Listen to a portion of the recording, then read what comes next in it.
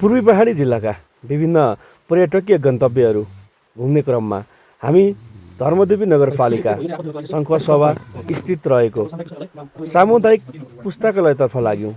अनि त्यहाँ पुस्तकालयमा रहेको वस्तु अवस्था, जस्तै स्थानीय कस्ता भाषा भनेको पुस्तक यहाँको पाइन्छ चाहिँ अनि के कस्तो छ त्यहाँको भौतिक संरचना अनि कसरी निर्माण भयो पुस्तक पसल र त्यहाँबाट हुँदै गरेका काम कारबाहीहरू के हुन् त, यहाँबाट स्थानीयहरूले कस्तो लाभ लिन सकिरहेका छन् त भन्ने विषयलाई नजिकबाट बुझ्नको लागि म लगायत हामी त्यस सामुदायिक पुस्तकतर्फ विषयवस्तुहरूलाई अगाडि समेटेर बढ्यौँ। पुस्तकहरू तपाईँहरूलाई देखाउँदैछु यहाँको दृश्य। हो। जस्तै हिमाली जिल्ला सङ्खुवासभा अनि त्यसभित्र बस्ने जातिहरूका भाषा जस्तै फोक्च्युवा नुङ्का भनेर चाहिँ भ्यावेवा चाखुवाभे यो चाहिँ हजुर आयोग सम्बन्धी त्यो हो। जात जातिका आफ्नै भाषाका पुस्तकहरू समेत हामीले देख्न सक्छौँ जहाँ धर्मदेवीमा रहेको सामुदायिक पुस्तकालय हो। यो चाहिँ हाम्रो एकदमै हेर्दाखेरि भनिन्छ नि पोहोर चाहिँ पुरानो लगाऊ तर पुस्तक चाहिँ नयाँ पढ। यहाँ त्यस्ता नयाँ नयाँ खालका पुस्तकहरू छन् जुन लक्ष्मीप्रसाद देवकोटाको भनाइ 1 वर्ष भयो।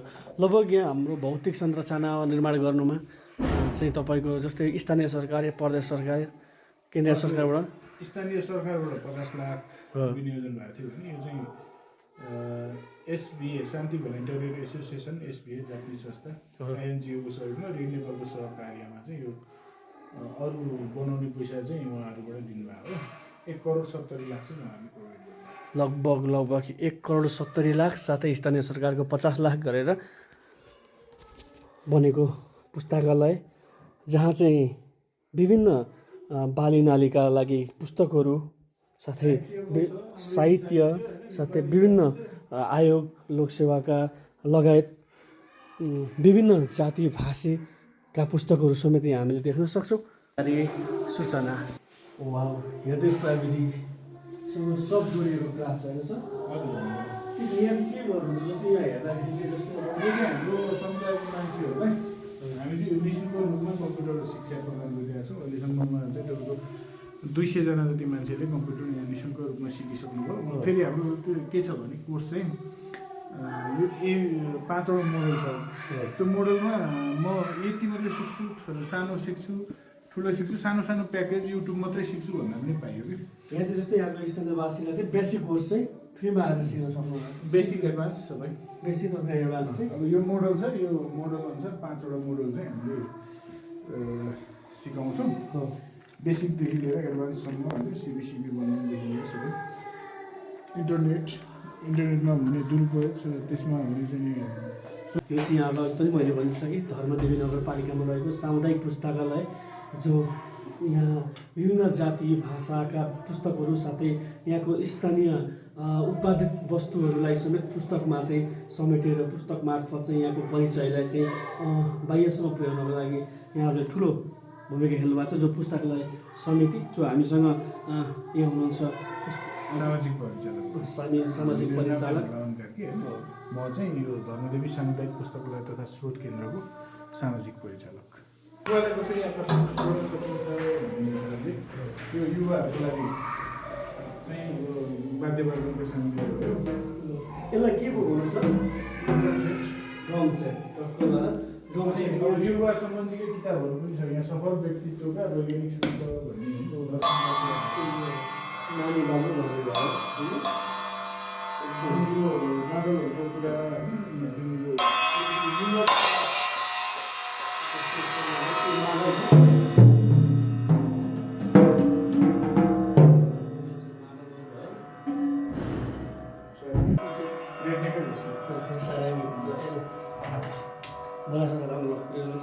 कसरी रेट छ एकछिन ल। यो चाहिँ हाम्रो यो मलाई बजाउन त आउँदैन र पनि हाम्रो सामुदायिक पुस्तकालयमा है बस्दैन यो एउटा गीत पनि मिठो सुनाइदिनु नि त।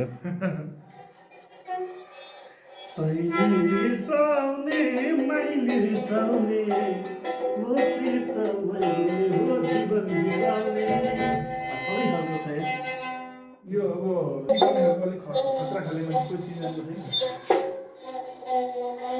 यो चाहिँ हाम्रो मधेस सरकार यहाँ चाहिँ महिलाहरू आउने होइन महिलाहरूको चाहिँ यहाँ प्रेग्नेन्सी स्टेजको कुरा छ यो सबै हो बच्चा कसरी चाहिँ प्रोसेस हुन्छ भन्ने कुरा हो नारी सफलता महिलाहरू कसरी सफल भए भन्ने कुरा यहाँ फेरि सङ्घर्षको कथा छ।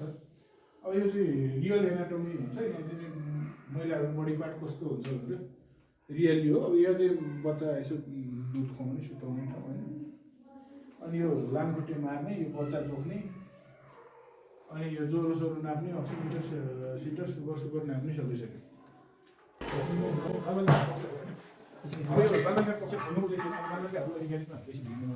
यहाँ चाहिँ खेल्दै सिक्दै बिगार्दै भत्काउँदै होइन भत्काउँदै गर्दा पनि स्ट्यान्ड हुन्छ भनेर यो चाहिँ विशेष गरी स्तरीय बालबालिकालाई लक्षित गरेर अनि यहाँ बालबालिकाहरू आउने खेल्ने खेल्दा खेल्दै खेलका अनि खेलभित्र अलिक क्रिएटिभ पनि हुन्छन् कथाहरू पनि हामी सुनाउँछौँ। अनि कथाहरू पनि कस्तो छ भने यो चाहिँ कामी शिविर कथाहरू यहाँ लोकल कथाहरू अहिले देखाएको कथाहरू त्यो सुनाउने गर्छौँ। त्यो सुनाउँदाखेरि चाहिँ उनीहरूको कथा सुन्ने अनि कथा वाचन गर्ने ज्ञानको विकास त्यस्तो हुन्छ।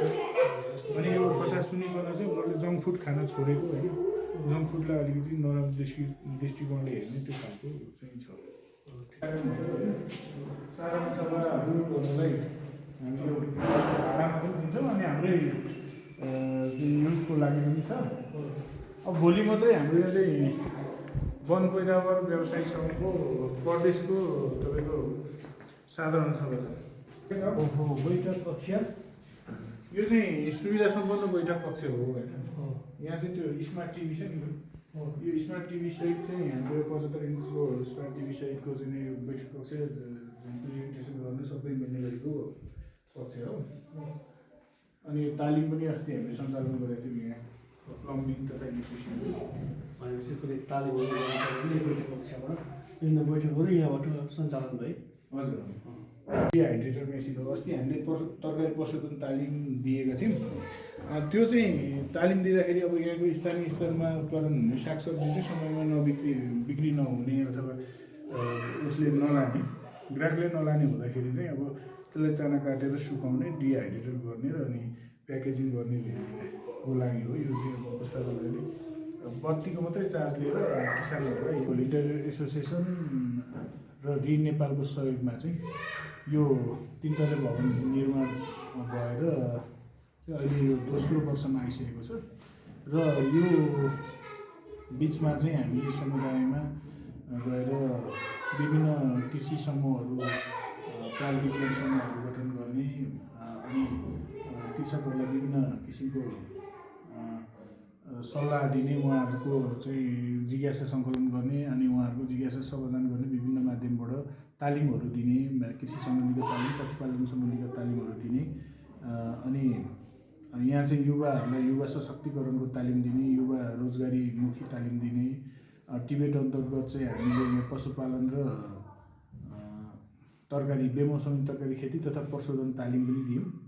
र अर्को चाहिँ हामीले यहाँ प्लम्बिङ इलेक्ट्रिसियनको पनि तालिम दियौँ जसले गर्दा चाहिँ अहिले साथीहरू रोजगारमा संलग्न हुनुभएको छ र त्यो तालिमलाई सदुपयोग गरिरहनु भएको छ। र हामीले यो पुस्तकालय चाहिँ अहिले सामुदायिक पुस्तकालय भनेको चाहिँ कस्तो हो भने पुस्तकालय भन्ने बित्तिकै हामी किताब मात्रै बुझ्छौँ। अहिले चाहिँ यहाँले पनि भिजिट गर्नुभयो। पुस्तकालय भनेको चाहिँ अब सामुदायिक पुस्तकालय भनेपछि समुदायको सबै मान्छेहरूलाई अटाउने र प्रतिनिधित्व गर्ने गरेको उद्देश्य बोकेर स्थापना भएको पुस्तकालय हो। यहाँ चाहिँ वृद्धदेखि लिएर बालबालिका महिला युवा सबैलाई समेट्ने गरेको यो पुस्तकालय स्थापना गरिएको छ। त्यही अनुसार पनि कामहरू गर्दै गइएको छ। पक्कै पनि स्थानीय स्तरमा यहाँको जाति भाषी साथै यहाँका विषयवस्तुलाई कसरी समेट्ने भन्ने कुरा यो पुस्तक पसलले देखाएको मैले देखेँ। यहाँलाई मैले सम्पूर्ण भिजिट गरेँ जस्तै महिला कक्ष युवा कक्ष होइन बालबालिका कक्ष जस्ता कक्षहरू नै यहाँ देख्दाखेरि यो लाग्छ एउटा पुस्तक पसल एउटा यस्तो संसार हो जुन पुस्तकालय उहाँले अघि पनि भनिसक्नुभयो पुस्तक पसल होइन यो पुस्तकालय सामुदायिक पुस्तकालयभित्र यहाँ चाहिँ किताब मात्र नभएर अन्य व्यवहारिक कुराहरूको ज्ञान समेत यो पुस्तकालयले चाहिँ हामीलाई दिन्छ भन्ने कुरालाई हामीले बुझ्यौँ।